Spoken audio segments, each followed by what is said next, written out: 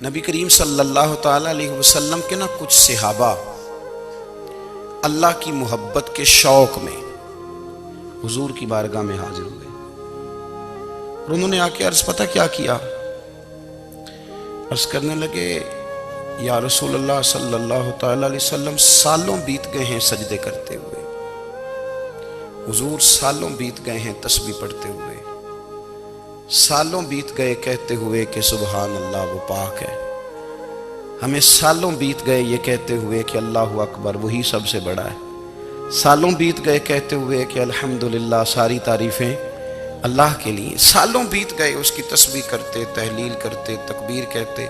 حضور اب نہ ہمارا اپنے رب سے ملنے کو جی چاہتا ہے، کبھی اے حقیقت منتظر نظر آ نہ لباس مجاز میں، لاکھوں سجدے تڑپ رہے ہیں میری جبین نیاز میں، اور اقبال کہنے لگے کہ تیرے عشق کی انتہا چاہتا ہوں، تو میری سادگی دیکھ کیا چاہتا ہوں، میرا ذرا سا تو دل ہے مگر شوخ اتنا، میں وہی لن ترانی سنا چاہتا ہوں۔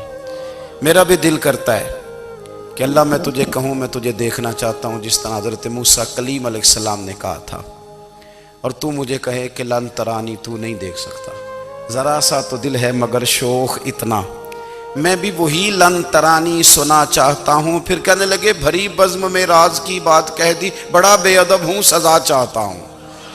دیکھو سب لوگوں کے بیچ ہی میں نے یہ کہہ دیا۔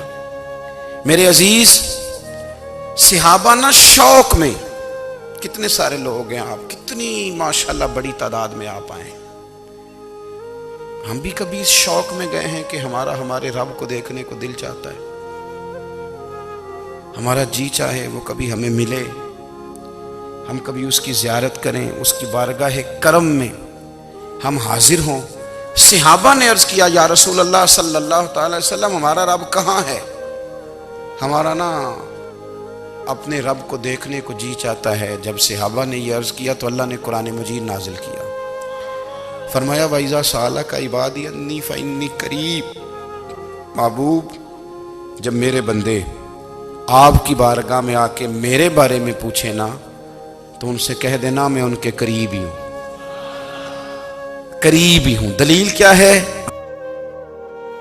آئی اذا دان، یہ جب بھی مجھ سے دعا مانگیں گے میں ان کی دعاؤں کو قبول فرماؤں گا، میں ان کے قریب ہوں، میں ان کے قریب ہوں، یہ جب بھی دعا مانگیں گے نا میں قبول کروں گا، میں ان کے قریب ہوں۔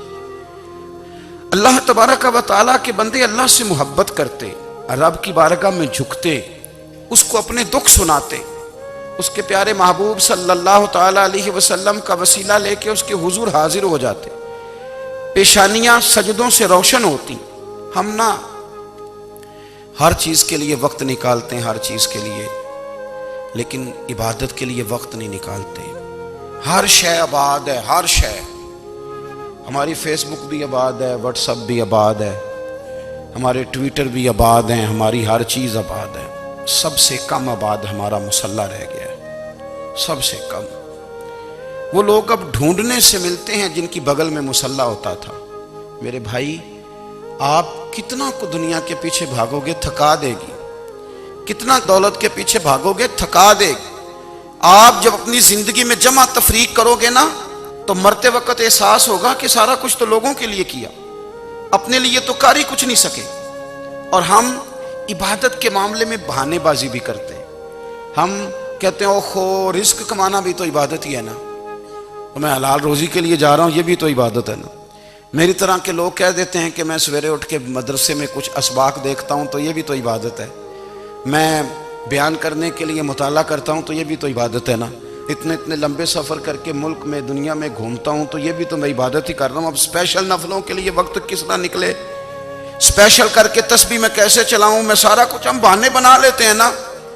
میرا سوال یہ ہے کہ یہ ساری باتیں صحابہ کو، نبی کریم کو، دیگر لوگوں کو بھی تو پتہ تھی نا، لیکن آپ غور تو کریں 23 سال حضور کو وقت ملا، مختصر وقت ظاہراً تبلیغ کرنے کے لیے، پوری دنیا میں دین بھی پھیلانا ہے، گھر میں 11 ازواج ہیں، 4 بیٹیاں ہیں، ان کی اولادیں، سارے کام کاج بھی دیکھنے ہیں، لیکن سیدہ طیبہ طاہرہ حضرت عائشہ صدیقہ رضی اللہ تعالیٰ عنہ فرماتی ہیں سارا دن تبلیغ کرتے، ہر غلام کے دکھ سنتے، گھر میں آتے تو اپنے گھر والوں کا خیال کرتے، کام میں ہمارا ہاتھ بٹاتے۔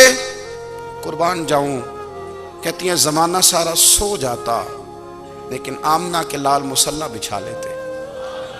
دنیا سو گئی، ساری سب سو گئے، جو خدام تھے، وہ جو غلام تھے، وہ سو گئے۔ صحیح مسلم میں لفظ ملیں گے، سیدہ پاک فرماتی ہیں او میرے نبی کے غلاموں، میں نے یہ رنگ بھی دیکھا ہے کہ حضور نے اتنا کھڑے رہے، اتنا قیام کیا، اتنا قیام کیا کہ مقدس پیروں میں ورم آ گئے، سوج گئے پیر اتنے بڑے۔